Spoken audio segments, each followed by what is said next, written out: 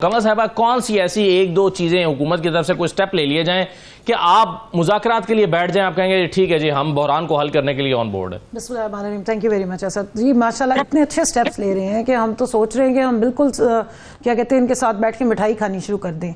अभी by elections हो रहे हैं, अभी की रिपोर्ट आई है, मेरे वहाँ लोग जो हैं वो काम कर रहे हैं। PP 158 में पंजाब पुलिस ने रेड की है, यूसी में जाके लाइट्स ऑफ करके वहां पे हमारे वर्कर्स को मारा जा रहा है। बाय इलेक्शन करा रहे हैं या जंग करवा रहे हैं? आपने जनरल इलेक्शंस में सारा तमाशा देखा। अब तो इनकी हुकूमत है पंजाब में, वो इनकी CM बैठी हुई है। किसने ऑर्डर दिए हैं पंजाब पुलिस को कि इस वक्त भी आप गुजरावाला में भी जो वजीराबाद में PP 32 का इलेक्शन हो रहा है वहां पर यही हालात चल रहे हैं। आप अभी लें चट्टा साहब को इस वक्त फोन पे और चेक करें कि उनके घर को कल परसों से पुलिस ने घेरा हुआ था, पहले उनके घर पे छापे डालते रहे। आज PP 158 में यही तमाशा चल रहा है। हर जिस जगह पे बाई इलेक्शन हो रहा है वहां से जाके मारपीट करते हैं, बंदों को उठाते हैं। गुजरावाला में इन्होंने जमानतें कैंसिल की। यहाँ ATC के कोर्ट के जो जज है उनको इस बात पे जो है उनके खिलाफ पंजाब हुकूमत लेके जा रही है रेफरेंस कि वो FIRों पे जमानतें क्यों दे रहे। तो फिर इनके साथ बैठे क्या मनोसलवा उतरेगा आसमान से, फिर इनके हालात बेहतर होंगे तो हम उस तरह बैठ जाएंगे? यानी मतलब एक पास छितर भी खाइए तो ना ला के बैठ के डायलॉग भी करिए। तरीका देखें ना क्या है, तरीका वारदात चेक। अगर ये ना हो रहा हो फिर आप बैठने के लिए तैयार हैं? कोई तरीकेकार होगा। अगर पाकिस्तान की बेहतरी के लिए बात करेंगे तब बात हो सकती है ना। अभी तो आप मुल्क में रूल ऑफ लॉ या लॉ एंड ऑर्डर की सिचुएशन के नाम पे आपने पाकिस्तान तहरीक इंसाफ के वर्कर्स को जिस तरीके से जिनका बेड़ा गर्क कर रहे हैं, आप जजेस का बेड़ा गर्क कर रहे हैं, आपकी जो हाई हैंडेडनेस है गवर्नमेंट की वो कहीं से नजर आ रही है कि कोई बैठने वाला माहौल है। ये बाई इलेक्शंस तो एक टेस्ट केस था।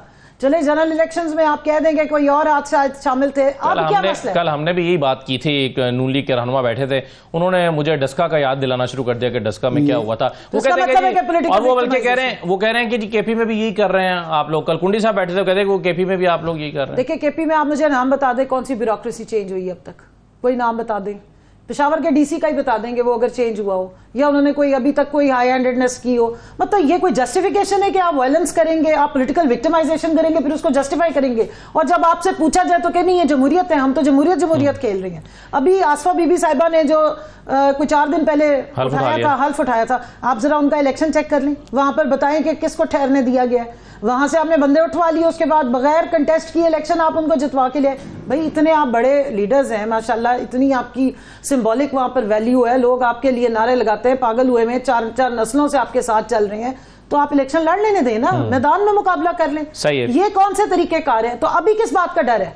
बाई इलेक्शंस में किस बात का डर है? किसने ऑर्डर किया है? हम तो मरियम साहिबा को पूछेंगे पंजाब पुलिस किसके अंडर आती है, तो पंजाब पुलिस इस वक्त की वारदातें क्यों कर रही है? मैं भी आपको वीडियो भेजती हूँ, देखें वहां पर जो इन्होंने हशर किया। इसमें कमल साहबा आपको तो कोई इतराज नहीं होगा ना, अगर उस वक्त नवाज शरीफ को निकाला गया था जिस पर आप लोग तो ज़ाहिर खुशी हुए थे, अगर उसको भी शामिल तफ्तीश किया जाए कि उस वक्त के जजेस पर भी क्या दबाव था साकिब निसार वगैरह पर, तो आपको कोई इतराज नहीं होगा? बिल्कुल नहीं होगा जी, करें।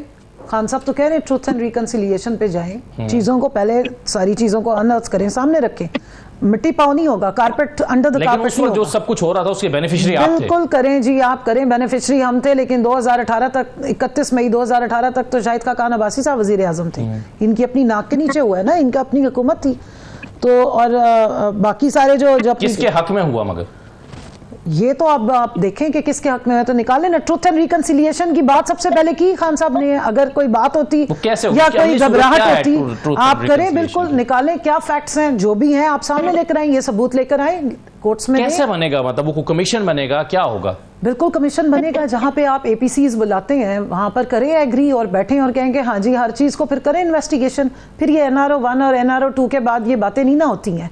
फिर सेनेट के इलेक्शन के बाद टाइम पे जब इनको कहते हैं कि शो ऑफ हैंड से करें, तब यही सबसे पहले बैक ऑफ करते हैं।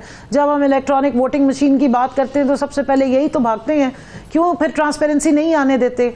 तो ये जो छुपे हुए हाथ, कभी खलाई मखलूक कभी हवाई मखलूक, क्यों निकाला मुझे का नैरेटिव लाए, या बिलफर्ज में अगर इनकी बात मान लूँ कि हम इफेक्टेड थे 2018 में। EVM जिस दिन एबॉलिश हुई है, सबसे ज्यादा बंगड़े तो इन सारों ने मिलकर डाले, PDM ने डाले, बिलावल ने डाले, शहबाज शरीफ साहब ने खड़े होके कहा। क्यों फिर अपोज करते रहे? जब हम ट्रांसपेरेंट निज़ाम की तरफ जा रहे थे, बार बार लाके कह रहे थे कि ये आने दें, ये अमेंडमेंट्स होने दें, 2017 के एक्ट को आप रिफाइन कर लें, EVM इस्टेब्लिश होने दें, क्यों नहीं होने दी? जब आपको कहते हैं कि सेनेट के इलेक्शन में क्योंकि वो ट्रांसपेरेंसी समझते थे कि ये ट्रायल एंड टेस्टेड नहीं है नहीं, और फिर ये ना उससे होता। और रिगिंग हो सकती है। नहीं असदुल्ला साहब, फिर ये फॉर्म 47 की हुकूमत ना बनती, फिर राना सनाउल्लाह साहब आके ये ना कहते कि हमें सिंपल मेजॉरिटी नहीं मिली। आपको तो मिली ही कुछ नहीं है भाई। अगर सिंपल मेजॉरिटी तो इमरान खान को भी 2018 में नहीं मिली थी, फिर आपने इतनी बड़ी डिमांड लिस्ट क्यों रखी हुई थी? फिर आपने महंगाई मार्च क्यों किए थे? फिर आपने महंगाई को बहाना बना के वोट ऑफ नो कॉन्फिडेंस क्यों डाला था? आज आप अपने जो है वो कंधे उचका के कह रहे हैं कि सॉरी हमें क्योंकि सिंपल मेजॉरिटी नहीं मिली, तो हम जो गवर्नेंस हमसे एक्सपेक्ट ही ना करो। साढ़े सिंपल मेजॉरिटी भी नहीं मिली और नवाज शरीफ वज़ीर आज़म भी नहीं बने, ये भी उन्होंने कहा है। नवाज शरीफ साहब को हमने इन दो गुनाहगार आंखों से सारी स्क्रीन ने देखा कि उन्होंने उस सारे प्रोसेस में जाके वोट भी डाला है, और उनके भाई का जब वो वज़ीर आज़म बने तो वो साथ बैठे हुए थे। सही है। अब अंदर क्या हुआ ये तो ये बेहतर। चलें, कमल साहबा और भट्ट साहब में, कमल साहबा किसके साथ बैठना पसंद करेंगे आप, नवाज शरीफ साहब के साथ, शहबाज शरीफ साहब के साथ? देखिए जी, जो अवाम के मैंडेट से सही में आएगा ना, हम उसके साथ बैठेंगे। अगर अवाम इनको वाकई ये खुद मान रहे हैं, इनके अपने लोग मान रहे हैं, अवाम ने इनको वोट नहीं दिया तो इनको छोड़ देनी चाहिए थी। इन्होंने अगर डील कर भी ली थी, लंदन प्लान एग्जीक्यूट काफ़ी हद तक करवा लिया हुआ है, 32 साल की कैदें भी डलवा दी हैं, सब कुछ कर लिया है, लेकिन चलो आवाम को तो राज़ी कर लेते ना, मौका दे देते। और मैं अनफॉर्चुनेटली कह रही हूँ कि मुल्क में अगर सियासतदान जो है वो इस तरह से बेऔकाते हो जाए ना, तो उसका नुकसान जमहूरियत को होता है। और ये वोट को इज्जत दो का नारा जितना पॉपुलर हुआ था। कमल साहबा और भट्ट साहब में, कमल साहबा किसके साथ बैठना पसंद करेंगे आप, नवाज शरीफ साहब के साथ, शहबाज शरीफ साहब के साथ? देखिए जी, जो अवाम के मैंडेट से सही में आएगा ना, हम उसके साथ बैठेंगे। अगर अवाम इनको वाकई ये खुद मान रहे हैं, इनके अपने लोग मान रहे हैं, अवाम ने इनको वोट नहीं दिया तो इनको छोड़ देनी चाहिए थी। इन्होंने अगर डील कर भी ली थी, लंदन प्लान एग्जीक्यूट काफ़ी हद तक करवा लिया हुआ है, 32 साल की कैदें भी डलवा दी हैं, सब कुछ कर लिया है, लेकिन चलो आवाम को तो राज़ी कर लेते ना, मौका दे देते। और मैं अनफॉर्चुनेटली कह रही हूँ कि मुल्क में अगर सियासतदान जो है वो इस तरह से बेऔकाते हो जाए ना, तो उसका नुकसान जमहूरियत को होता है। और ये वोट को इज्जत दो का नारा जितना पॉपुलर हुआ था।